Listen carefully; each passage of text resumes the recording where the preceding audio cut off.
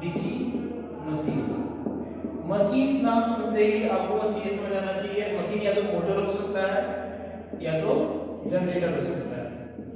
ठीक, मोटर या जनरेटर। ठीक, मोटर जब होगा तो हमारा इनपुट पार्ट क्या होगा, इस मोटर के केस में हमारा इनपुट पार्ट होगा वो होगा हमारा इलेक्ट्रिकल एनर्जी,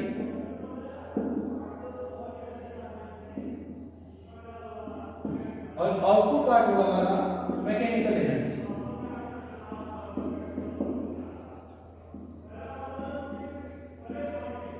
और जनरेटर केस में हमारा इनपुट पार्ट क्या था, हमारा मैकेनिकल एनर्जी,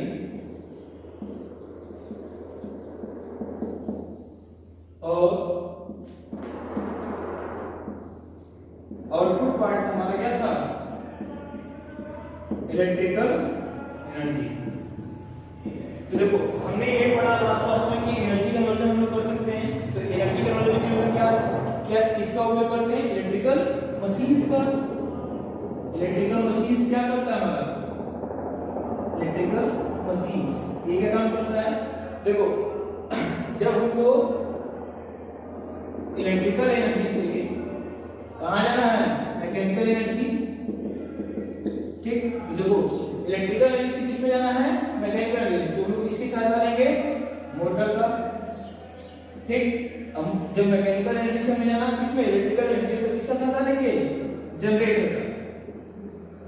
ठीक, अब इसी की देखो इसी एनर्जी कन्वर्टर पे हमारा नेक्स्ट टॉपिक है, देखो डीसी मशीन।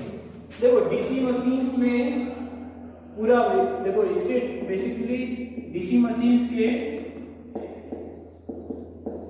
कोई भी देखो मशीन्स हो, ठीक, उसके दो मेन पार्ट होते हैं। एक पहला पार्ट होता है स्टेटर, दूसरा पार्ट होता है हमारा रोटर। ठीक, तो देखो अब हमारा स्टेटर पार्ट और दूसरा रोटर पार्ट। देखो स्टेटर ऐसा पार्ट होता है जो स्टेशनरी होता है, नाम से समझ आ रहा है क्या, स्टेटर है, यानी ये पार्ट क्या होगा हमारा, स्टेशनरी होगा। और ये रोटर है, तो यानी रोटर क्या करेगा, रोटेट करेगा, यानी ये पार्ट हमारा क्या होगा, रोटेट होगा। ठीक, यानी डीसी मशीन्स के हमारे कुछ मेन पार्ट्स हैं, स्टेटर और रोटर। स्टेटर क्या होगा हमारा, स्टेशनरी पार्ट होगा, यानी जो ऐसा मशीन का जो पार्ट वो क्या रहेगा, स्थिर रहेगा। ठीक, रोटर क्या रहेगा, जो पार्ट रहेगा हमारा रोटेट करेगा। ठीक, ये देखो हमारे मशीन के पार्ट हो गए। अब देखो इसमें एनर्जी का मतलब कैसे होगा, देखो जब भी मशीन्स होंगे, ठीक, देखो डीसी मशीन्स होंगे, इसमें हमारा इनपुट में और आउटपुट में देखो ये वेरिएशन होगा। इनपुट में या तो देखो जब टॉर्क होगा या तो एंगुलर वेलोसिटी होगी, ठीक, और आउटपुट हमारा वोल्टेज और करंट होगा। ये किस केस में होगा, देखो इनपुट यहाँ पे टॉर्क हमारा है और एंगुलर वेलोसिटी, देखो ये टॉर्क और एंगुलर वेलोसिटी किसके मिला है, मैकेनिकल की, यानी ये मैकेनिकल एनर्जी होगी। ठीक,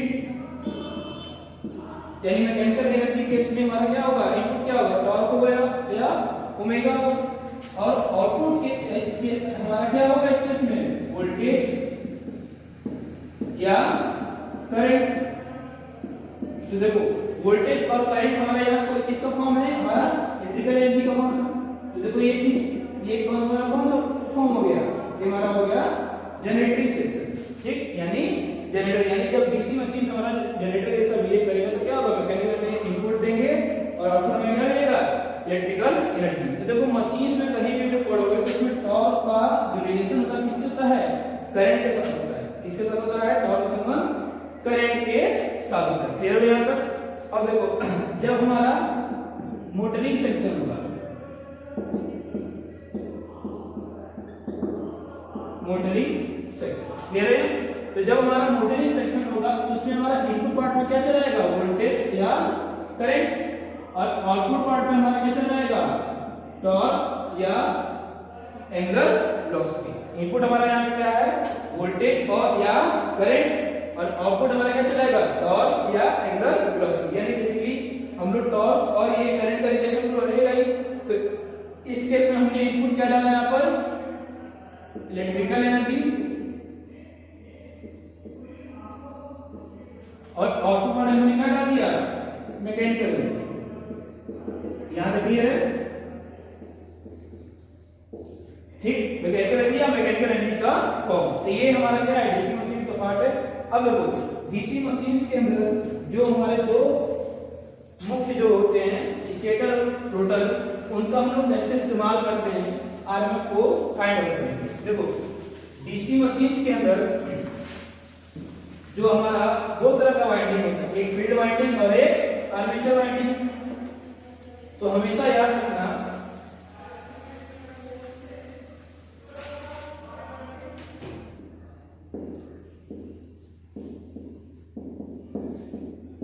देखो डीसी मशीन्स में हमारा दो मेन पार्ट है।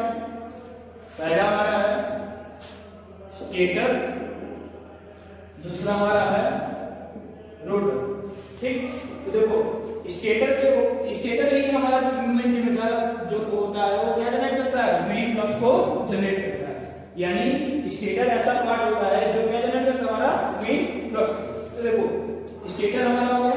ठीक, अब रोटर में तो हमारा ये आर्मेचर वाइंडिंग किया गया होता है, आर्मेचर वाइंडिंग। रोटर हमारा क्या होता है, आर्मेचर वाइंडिंग। तो देखो यहाँ पे डीसी मशीन्स में हमारा दो मेन पार्ट होता है, स्टेटर होता है और रोटर होता है। स्टेटर ही रिस्पांसिबल होता है, क्या रिस्पांसिबल होता है, ये मेन फ्लक्स को जनरेट करने के लिए रिस्पांसिबल होता है। दूसरी तरफ देखो रोटर होता है। रोटर हमारा क्या होता है, हमेशा याद रखना डीसी मशीन के केस में आर्मेचर वाइंडिंग जो रहता है हमारा कहाँ पे रहता है, रोटर पे रहता है। क्यों रहता है, क्योंकि हमको इसको ये एसी सप्लाई प्रोड्यूस करेगा। ठीक, अब क्या करेंगे, देखो रोटर हमारा किस पे रहेगा, आर्मेचर वाइंडिंग में। तो आर्मेचर के कुछ पोल्स होंगे, आर्मेचर पोल्स, इन पे क्या करेगा, आर्मेचर की वाइंडिंग करेगा। ये कहां पे होंगे, आर्मेचर वाइंडिंग पे। ठीक, और ये क्या करेगा, प्रोड्यूस करेगा एसी वोल्टेज। ठीक, अब देखो हमारा यहाँ पर ये स्टेटर पार्ट है। स्टेटर ही क्या रिस्पांसिबल होता है, किस लिए, हमारा मेन फ्लक्स को जनरेट करने के लिए। तो मेन फ्लक्स को जनरेट करने के लिए हमें वाइंडिंग चाहिए, वाइंडिंग चाहिए। तो वाइंडिंग के अंदर हमें क्या चाहिए, फील्ड पोल सोर्स चाहिए। स्टेटर किस पे जाएगा, फील्ड पोल सोर्स पे। ठीक, और ये हमारा किस पे जाएगा, फील्ड वाइंडिंग पे, फील्ड वाइंडिंग पे। क्योंकि देखो ये जो मशीन से कैसा है, डीसी मशीन से, तो हमेशा याद रखना कि स्टेटर को हम लोग कैसा सप्लाई देते हैं, डीसी सप्लाई। क्लियर हो गया ये, तो डीसी सप्लाई होगा। ये स्टेटर हमारा मेन फ्लक्स जनरेट करेगा, जिसकी वजह से हमारा रोटर पार्ट क्या होगा, रोटेट करेगा और घूमेगा। इस तरह से हमारा डीसी मशीन काम करता है। ठीक, इसीलिए देखो इसी डीसी मशीन्स में हमारा जो मेन पार्ट है एक और है, वो है कम्यूटेटर। कम्यूटेटर का काम करता है, कम्यूटेटर देखो जो हमारा जैसे डीसी जनरेटर केस में वो हमारा एसी टू डीसी कन्वर्ट करता है। क्यों करता है, देखो यहाँ पे हमारा जो रोटर पार्ट जो जनरेट हुआ है, ठीक, वो हुआ है हमारा एसी वोल्टेज जो जनरेट किया है, पर हमें चाहिए आउटपुट में एसी वोल्टेज चाहिए। तो हमें कुछ एक ऐसा सर्टेन मशीन्स लगाना पड़ेगा जो हमें क्या करेगा, डीसी वोल्टेज को प्रोड्यूस करेगा। तो हम कम्यूटेटर का उपयोग करते हैं। कम्यूटेटर का हमारा यहाँ पे क्या काम करता है, in case of DC generator.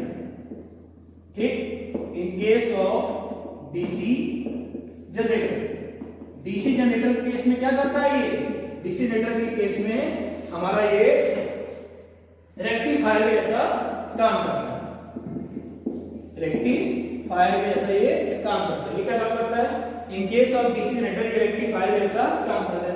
Rectifier में पता क्या होता है, एक ऐसा इलेक्ट्रिकल डिवाइस है जो एसी को किसमें बदल देता है, डीसी, यानी एसी टू डीसी। क्लियर हो रहा है। देखो यहाँ पर हमारा फिर से क्लियर करते हैं, डीसी मशीन के दो मेन पार्ट होते हैं, स्टेटर और रोटर। स्टेटर रिस्पांसिबल होता है क्या, मेन फील्ड फ्लक्स को जनरेट करने के लिए। मेन फील्ड फ्लक्स कहाँ पे मेजर होता है, फील्ड वाइंडिंग पे। फील्ड वाइंडिंग कहाँ पे लगा होता है, फील्ड पोल सोर्स, जिसको हम क्या कहते हैं, डीसी सप्लाई। रोटर हमारा कहाँ पे लगा था, आर्मेचर पोल पे, और ये होता है आर्मेचर वाइंडिंग पे। ठीक, ये हमारा क्या जनरेट करता है, हमारा ये जनरेट करता है एसी वोल्टेज को। जब ये एसी वोल्टेज को जनरेट करता है, अब इसमें हमको क्या चाहिए, आउटपुट हमें चाहिए एक डीसी वोल्टेज। एसी तो चाहिए नहीं था, तो हम क्या करते हैं, कम्यूटेटर का हम लोग उपयोग करते हैं। कम्यूटेटर का काम करता है in case of DC generator, कैसा वर्क करता है, रेक्टिफायर। रेक्टिफायर क्यों होता है, क्यों, क्योंकि ये एसी किसमें कन्वर्ट कर देता है, डीसी में। ठीक, दूसरी तरह देखो, इन case of DC motor, in case of DC motor, ये क्या काम करता है, डीसी मोटर के केस में हमें पता होता है कि डीसी मोटर किसमें, देखो ये इन्वर्टर के रूप में काम करता है, यानी इन्वर्टर यानी क्या करता है, इन्वर्टर हमारा डीसी को किसमें बदल देता है, एसी में। यानी इन्वर्टर हमारा क्या काम करता है, डीसी को एसी, यानी कम्यूटेटर हमारा जो मेन रोल प्ले कर रहा है, ठीक। डीसी जनरेटर किसमें कैसा वर्क कर रहा है, रेक्टिफायर, और इन्वर्टर किसमें कैसे बदल रहा है, डीसी टू एसी। ये ओवरऑल व्यू आपका डीसी मशीन्स का, ठीक। अगर एक सिमेट्रिक डायग्राम डीसी मशीन्स का